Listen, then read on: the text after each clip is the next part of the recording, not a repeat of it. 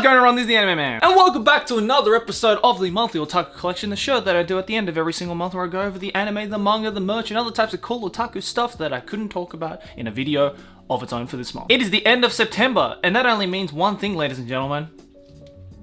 It's your boy's birthday. Clapping at myself because I am the only one in this room right now. So I'm pretty sure by the time this video goes up, the 28th of September was my birthday. Yes, I have just turned a whopping 27 years old, which is weird for me to say. You know, the 27 feels like one of those ages that just doesn't feel real. Like, to think that I only have, what, like 3 more years left in my 20s? Yeah, pretty terrifying. But I also realize it's starting to become one of those birthdays where there's not so much of an excitement of, oh my god, I'm getting older. I'm getting that 1 year closer to being that fully realized, fully 5-head adult that I've always wanted to be. Now, this year, when my birthday rolled around, I was like, oh cool. I'm a year older now. But I got to hang out with my friends at the end of this month for a little get-together, gathering of sorts, and I got a couple of presents as well, which I will show you guys later in the video. But before we jump into things, I just want to give a quick shout out to my second channel. If you guys don't know, I'm sure a bunch of you are already aware now, but I have a second channel, and it's called Joey. And unlike this main channel, it's a lot more casual, it's a lot more just free-flowing. I get to talk about whatever the hell I want to talk about if it interests me. I also have a couple of Patreon perks over there as well, which again, I will get to later in the video. But not enough of y'all are subscribed to that channel, and there's some great content over there. I've been uploading way more frequently over on that second channel than this main channel. Not to say I'm bored of the main channel, but I've been having a lot of fun making all sorts of different content for you guys over on the second channel. So if you'd like to check out more of me, then I would suggest going over there and subscribing to the Joey channel. Links down in the description. But before we get into the otaku shit, a word from our sponsor. The internet. It truly is a wonderful place, if you know what you're doing. And if you don't know what you're doing, then the internet is a truly terrifying place full of spies, hackers, and corporations trying to use, abuse, and steal your personal information for nefarious reasons. But luckily, I'm here to help you have a better time on the internet with today's sponsor, ExpressVPN. Not only does ExpressVPN reroute and encrypt 100% of your network data to help protect your online privacy, but it can also help you to get around geo restrictions. So now I can access sites like Crunchyroll to watch Jujutsu Kaisen and watch classic movies on Netflix like Pulp Fiction that aren't normally available in my country. Not only is it fast, reliable, and super easy to use, but I have it on all my devices, phones, laptops, even routers. Plus, ExpressVPN is the world's #1 rated VPN by TechRadar and countless other reliable sources. So if you want to turn the internet from a scary place to a great place, then make sure to check out my link, expressvpn.com/animeman, to get 3 months of ExpressVPN for free. Thank you to ExpressVPN for sponsoring the episode. Back to the show. Alright, up first, let's talk about the anime. Now, there is one specific anime that I watched, this one new specific anime, or rather, it was a movie.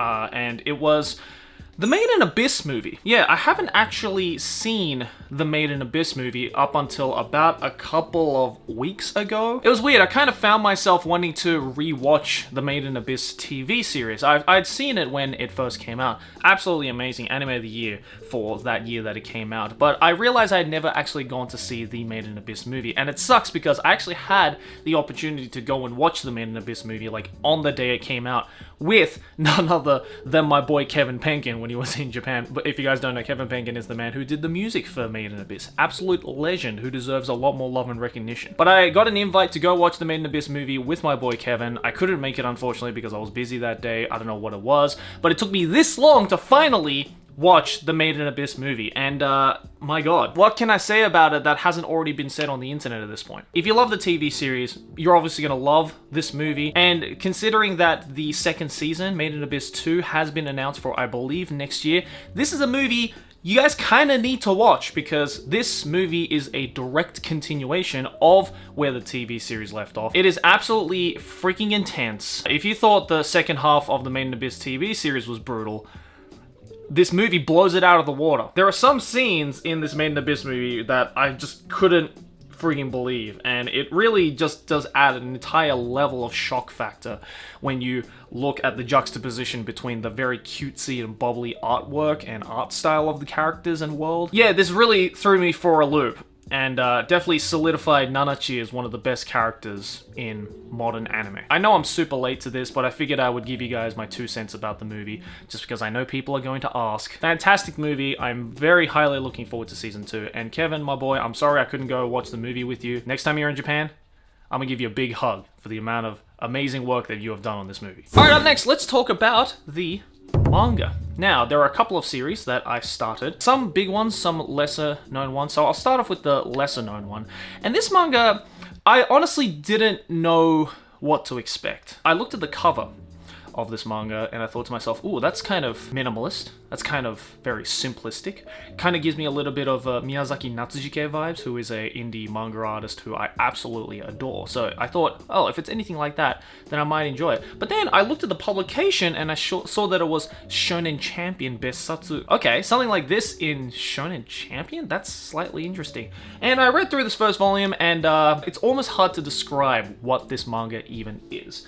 But it is this one right here. It's called Shiogamai Kogamai. The only way I can describe it is almost a satirical take on a high school slice of life coming of age story. Again, this manga is very difficult to explain, and I feel if it ever gets translated into English, which I honestly don't even know if it will, the way that it portrays its speech and the way that the characters talk and the way that conversations flow, it almost sounds like two androids that have pre-contextualized speech trying to have a conversation with one another about a religious experience they had. Like, these characters are so non-realistic to the point where it almost becomes realistic again, if that makes any sense. There is no real main character in the story. It's basically just like a collection of characters that you follow in these self-contained stories, going through their relationships, going through the thought process of them growing up, becoming adults. I don't even know how to call it. It's artistic in a lot of senses, and it's very difficult to describe. All I can tell you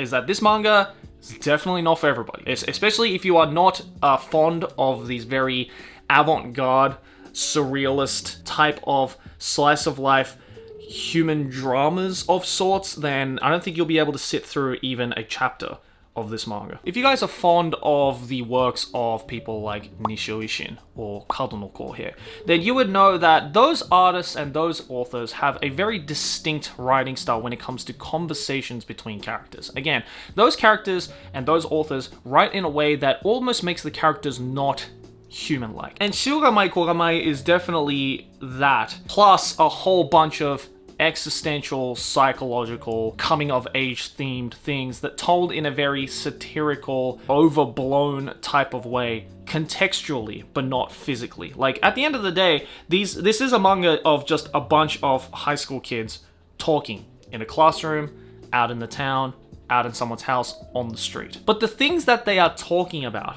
is so ridiculous. When you read between the lines, it does pose a lot of questions. It does pose a lot of existential thought into not just the characters, but also to the reader. It's no exaggeration when I say that this might be probably one of the strangest manga I have read in 2021. The only other manga that I can think of to, I guess, compare this manga to is maybe something along the lines of Dead Dead Demons Dead Destruction by Inio Asano. If you guys love your Inio Asano and you know you've read Dead Dead Demons or you know Oyasumi Punpun, that as well has a very strange flow of conversation in a lot of ways. It's very existential, it's very artistic, it's very metaphorically driven. And this is, I would say, the closest thing to Dead Dead Demons, but just add in like 3 tablespoons of satire into the mix. So again, this one I was really contemplating to whether if I should even share it in a monthly otaku collection, because again,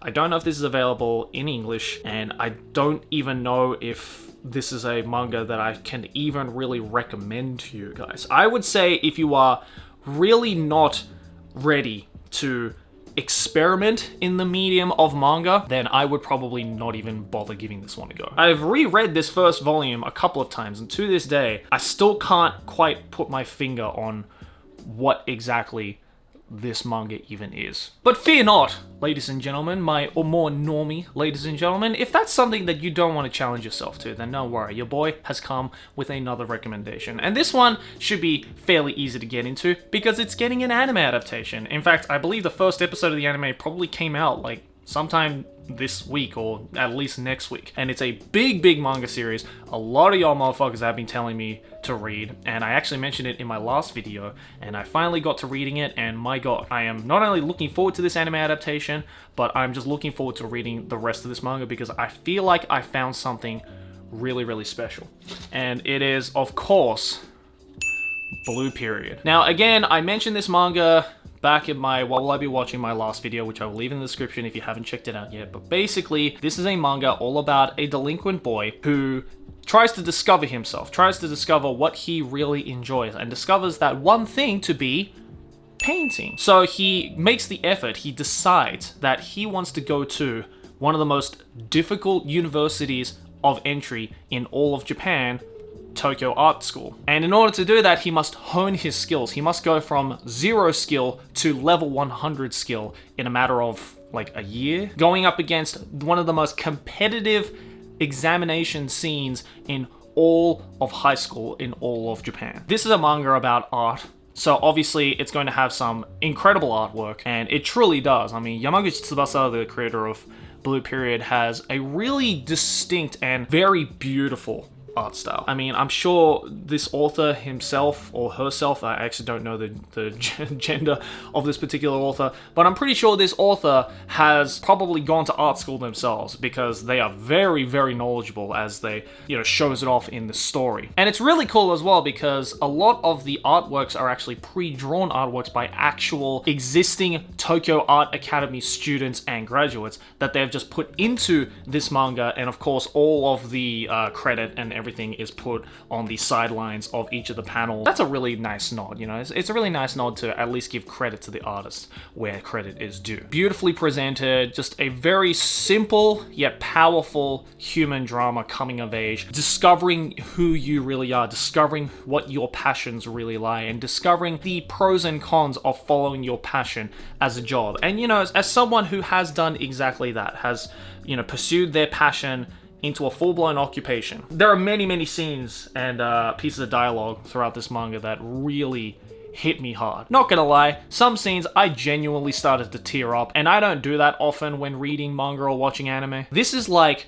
March Comes In Like a Lion, but replace the shogi with painting. I don't know a whole lot about painting. The only thing I know about painting is that the title of this manga, Blue Period, is a reference to a period of Pablo Picasso's painting career where he used a lot of blues and melancholies. Like, that's just something I know. The title is perfect for this particular series because it really does throw in a whole lot of melancholy into, I guess, follow your dreams and passions, and the sinking reality of trying to turn that into an occupation, and just how mentally and physically taxing that is for one person to try and endure on their own in a competitive scene. Characters are fantastic. Every character is absolutely brilliantly written, nicely drawn. The artworks are really cool, and just like watching our main character go from barely being able to draw anything to just honing his skills more and more, going through the difficulties of battling not only against other students, but more so battling with himself, is really just, again, as someone who is in a very similar setting to this main character, it's just inspirational, and it's very heartwarming and reassuring that I'm not the only one that feels this way towards following their dreams, following their passions. So yeah, not long after my What Will I Be Watching, I went to go pick up this first volume, blitzed through it, immediately went to the bookstore, bought the rest of the 9 volumes that are out. Currently there are 10 volumes of this out. I have caught up to it. Absolutely amazing. It might be, honestly, one of my new favorite manga of this year. I pray to Jeebus Christ that they nail the anime adaptation as hard as they nail this manga. I'm ready to see them potentially fail, but I really hope, fingers crossed, that they make a fantastic anime adaptation of this. Alright, up next, let's talk about the merch. Now, as I mentioned at the beginning of this video, I went and did a lot of things this month. I went to go to a lot of places, got a whole bunch of merch. It was my birthday as well, just a couple of days ago, so I got a bunch of birthday presents from my friends and stuff like that, so I'm gonna show all of that off. But first of all, let's talk about this thing that has been hanging off my neck this entire time, and as you can see, it is a Behelit. That's right. If you guys, again, subscribe to my second channel, you might have seen a video, a vlog of me going to the Miura Kentaro 32nd anniversary Berserk exhibit that they did this month. I bought a whole bunch of stuff, including this Behelit necklace. Well, I actually got this one for free with the ticket, but I bought like over $1,000 worth of Berserk merch. Some of it hasn't even actually arrived yet because it's getting shipped like later in the month, but I'm not going to go over that fully. If you like to see everything that I bought and, you know, me talking about my experience at the exhibit, again, I made a video on my second channel talking all about it, so I'll leave that in the description if you want to check it out. The second place I went to, actually, which I also made a video on, but I didn't talk about the actual merch I got from it. I went to go watch Inio Asano's Girl on the Shore live action. Somebody decided it would be a good idea to take one of the most controversial and dividing short manga series by beloved Inio Asano and turn it into a live action movie. Again, I'm not going to go into my thoughts on the actual movie because I talked about it in a video, which again, I will leave in the description. This is why y'all gotta go follow and subscribe to my second channel, alright? Y'all are missing out on some great content I don't have time and a place to talk about on this main channel. But I did get a couple of cool little items from the movie. First one I got with the ticket is a little Girl on the Shore sticker right here. And the second thing I got, which I got super freaking lucky for, is a postcard set. They were only playing the Girl on the Shore live action movie in one cinema in Shibuya. I got really lucky with this because I literally got my hands on the last postcard set. I absolutely adore this manga. The movie, you know, again, I gave my thoughts on it in the actual video, so if you want to know that, then watch that video. But yeah, these postcards, super nice. It's going to be a great collector's item as well. Like, I'm obviously not going to use these postcards because, again, this is something you could only get in the cinemas when the movie was airing, which I don't think it is airing anymore. So I got really lucky grabbing these. So this is a nice piece of Inio Asano merch, exclusive merch that I will be adding to my collection. And of course, let's talk about the fact that I got a whole bunch of birthday presents, starting off with this shirt. This is a Gegege no Kitaro shirt I got from one of my friends. I don't actually have any Gegege no Kitaro t-shirts or merch or anything like that, even though I grew up with Gegege no Kitaro. It's a freaking amazing manga. I might talk about it in a second channel video. It's got Medama no Oyaji on the pocket right there. That's really freaking adorable. And another thing I got was from my buddies Luke and Sophie, who are some of my best friends here in Japan, and they gave me this Gelato Peak super fluffy and woolen boo fleece. I wish you guys could feel through the screen because this is one of the softest, fluffiest things that I've ever felt in my goddamn life. And I am looking forward to wearing this on a really cold winter morning and just like cozy up and, you know, play some Mario or something like that because, my god, this thing feels so goddamn good. But yeah, that was just some of the gifts I got. Some of the other gifts I received, I put it up on Twitter and stuff like that on my social media, so I guess go and check that out if you want. Alright, up next, let's do the questions and answers. A segment where I go over to my Twitter, use the hashtag MOC to gather questions that you guys have asked me, and I will just pick up a couple of those and answer them in this video. But I receive way too many questions to be able to answer in a video, because otherwise it would just be another Answer Me Senpai, it would just be another Q&A segment. So there's probably a bunch of you who are going, Joey, I want to ask you a question, I keep asking you a question every single month for this monthly otaku collection, but you keep missing it. When will you answer my question, dog? Well then, you'd be happy to know that every single month over on my Patreon, patreon.com/theanimeman, I do a little thing called the Super Secret Q&A Time, which is a Patreon exclusive Q&A segment where I answer every single question that is asked every month by every single tier of the Patreon, regardless of if you're a $3 tier all the way up to a $50 tier. If you ask me a question for that month, I answer it in a video every single time. I never miss any questions. It is up right now on my Patreon. If you are a patron already, then that video is up on my Patreon, so go and check it out. And if you would like to join in on the next month's Super Secret Q&A Time, as well as a whole bunch of different tier rewards that you can get over there, then consider supporting me over on Patreon, patreon.com/theanimeman, links in the description. But without further ado, I got my Twitter up right now.